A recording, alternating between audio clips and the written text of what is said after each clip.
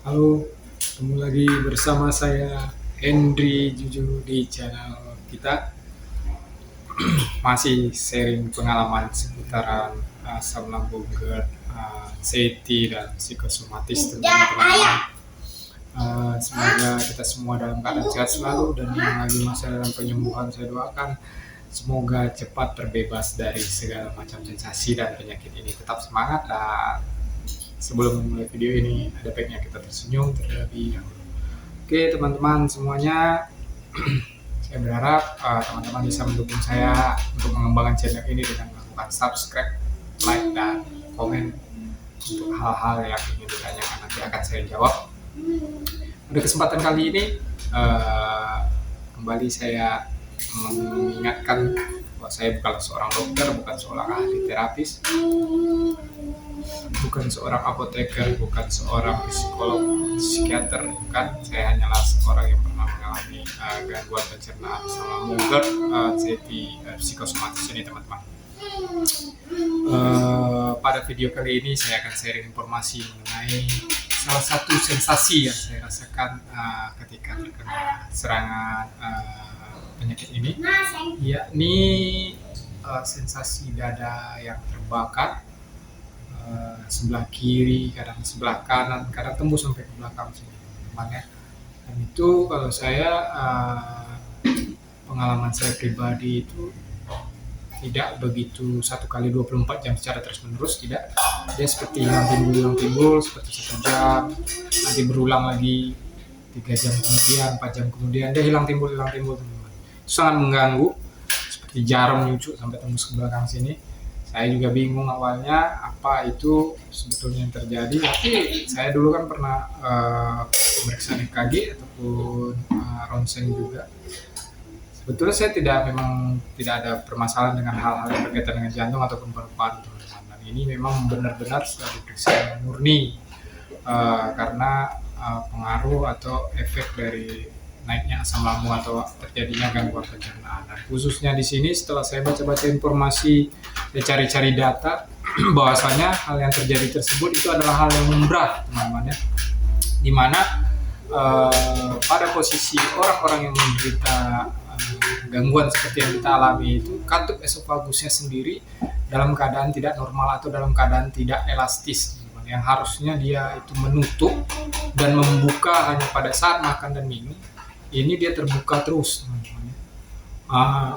Itu salah satu penyebabnya yang saya tahu, sehingga asam lambung naik ke atas dan menekan.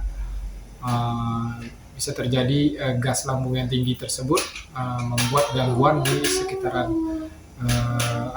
dada kiri atau dada kanan kita gitu, sehingga kadang kita berpikir wah ini jantung, ini kadang ini paru-paru, ini bahaya ini. Jangan cemas dulu, jangan berpikir yang aneh-aneh, karena penyakit ini apapun sensasinya, sedikit pun yang kita rasa atau kita berpikir cemas dan berpikir negatif akan semakin berkembang sensasi atau semakin parah gitu.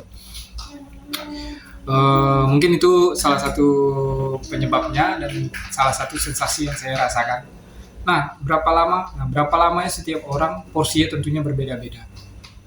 Saya berbeda, teman-teman yang lain juga berbeda, dan bahkan teman-teman yang merasakan pada saat sekarang ini sensasi yang seperti saya katakan tadi itu juga berbeda porsinya atau durasinya berapa lama juga tidak tahu, dan masa penyembuhannya berapa lama juga kita tidak tahu pasti, karena pada prinsipnya setiap orang itu berbeda-beda.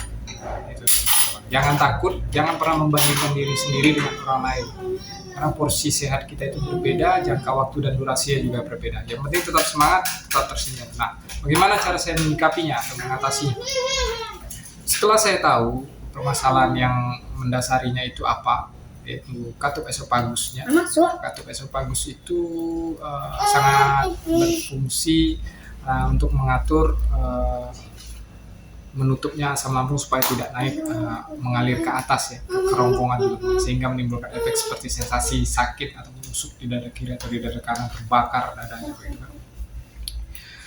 Nah, cara saya untuk melatih otot esofagus seperti di video-video saya sebelumnya juga ada beberapa video yang saya jelaskan bagaimana saya untuk melatih otot esofagus kembali, katup esofagus tersebut supaya kembali normal dan berfungsi sebagaimana mestinya. Yang pertama, saya rajin jemur, teman-teman. Jemur pagi. Karena selain sebagai sumber vitamin D kalau nggak salah saya, berjemur juga sangat baik untuk mengatur peredaran darah kita, sehingga oksigen yang bawa darah membawa dampak yang baik atau dampak yang positif ke bagian otot esofagus kita, gitu. Membantu mempercepat kesembuhan. Itu yang pertama, saya berjemur. Yang kedua, saya teman-teman, rutin melakukan pernapasan diafragma.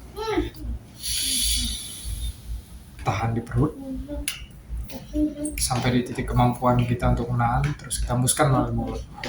Saya sering melakukannya, apalagi di saat berjemur. Saya melakukan di saat berjemur ataupun di sebelum tidur malam, teman-teman ya. Biasanya saya lakukan seperti itu.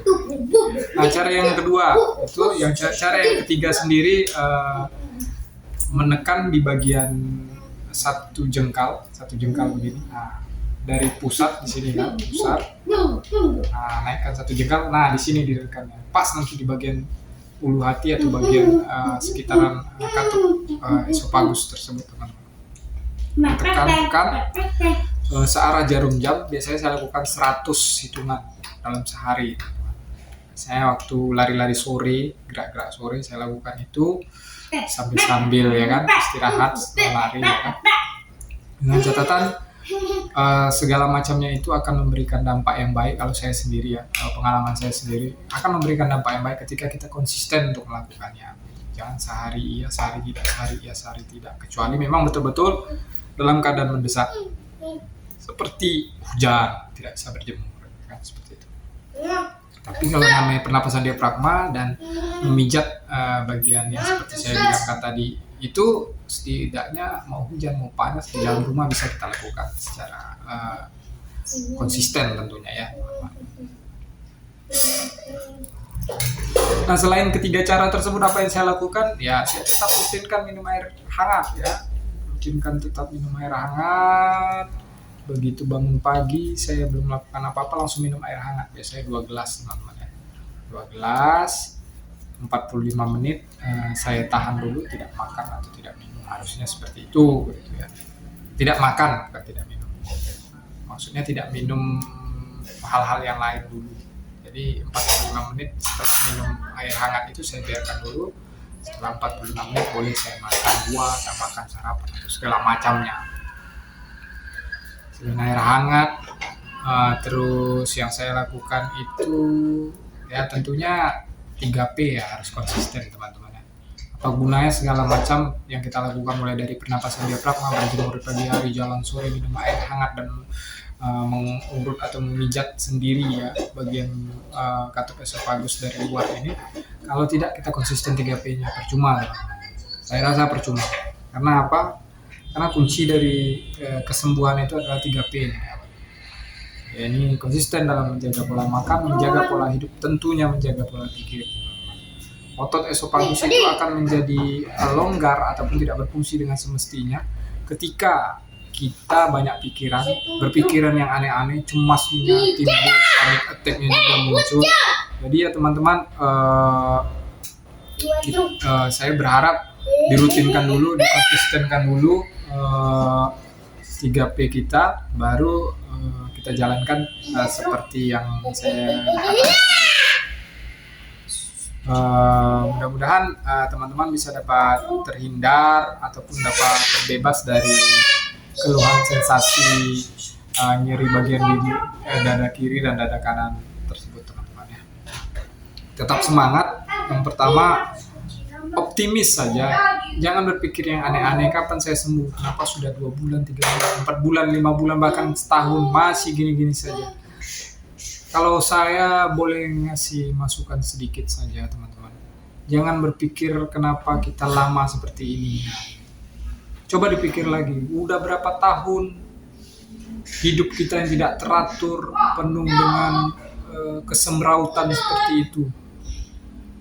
Terus Tuhan kasih kita penyakit ini untuk mengingatkan kita untuk kembali ke setelan pabrik, teman-teman. Jadi dikasihlah penyakit ini supaya kita bisa menjaga keteraturan hidup kita kembali, begitu. Jangan pertanyakan berapa lama, belum terlambat untuk memulainya, belum terlambat untuk kembali sehat, teman-teman. Tetap semangat saja, tetap semangat.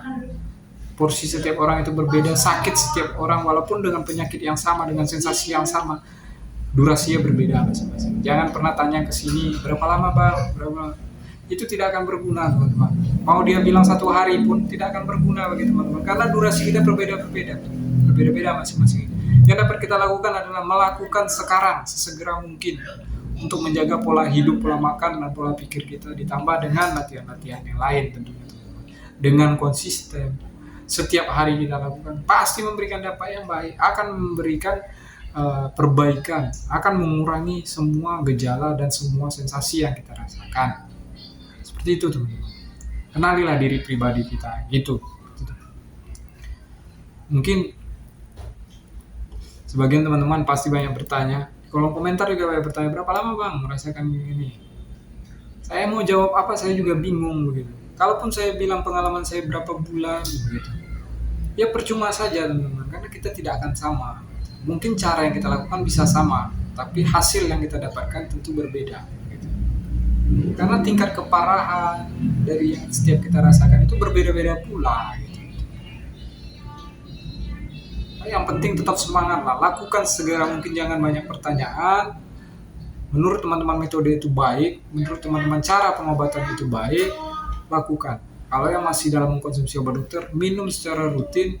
Jangan mempermasalahkan waktu, udah berapa lama aku minum obat tapi tidak sembuh-sembuh. Jalankan secara konsisten dulu, lihat perubahannya. Kalau yang minum herbal, jalankan dengan baik. Seperti itu, teman-teman. Teman-teman kan bisa menimbang sendiri apa efeknya ketika kita menjalankan ini, ketika kita tidak melakukan ini. Teman-teman sudah mempertimbangkan dan sudah tahu efeknya seperti apa, dan berharap kesembuhan akan datang. Seperti itu, teman-teman.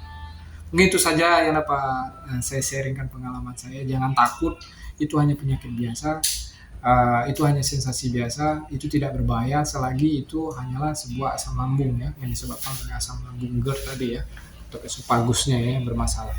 Jangan takut, teman-teman. Tapi ada baiknya memang harus dilakukan pemeriksaan ke dokter dulu, melakukan EKG ataupun melakukan ronsen dulu untuk memastikan jantung dan paru-parunya aman. Nah, kalau dokter sudah memastikan wah ini hanya sensasi dari dispepsia fungsional ataupun dispepsia organik ya, berkaitan dengan GERD tadi, teman-teman tidak perlu khawatir dan tidak perlu cemas, hanya waktu yang dapat menjawabnya, tapi dengan sebuah usaha dan konsistensi. Terima kasih banyak teman-teman untuk meluangkan waktu untuk menyaksikan video ini. Salam sehat dari saya, tetap tersenyum, bersyukur, dan jalani saja, nikmati saja kita komandannya. Jangan mau diatur oleh pikiran cemas dan pikiran-pikiran negatif. Salam hormat dari saya, Henry Juju. Sampai jumpa di video saya selanjutnya. Dadah, bye-bye.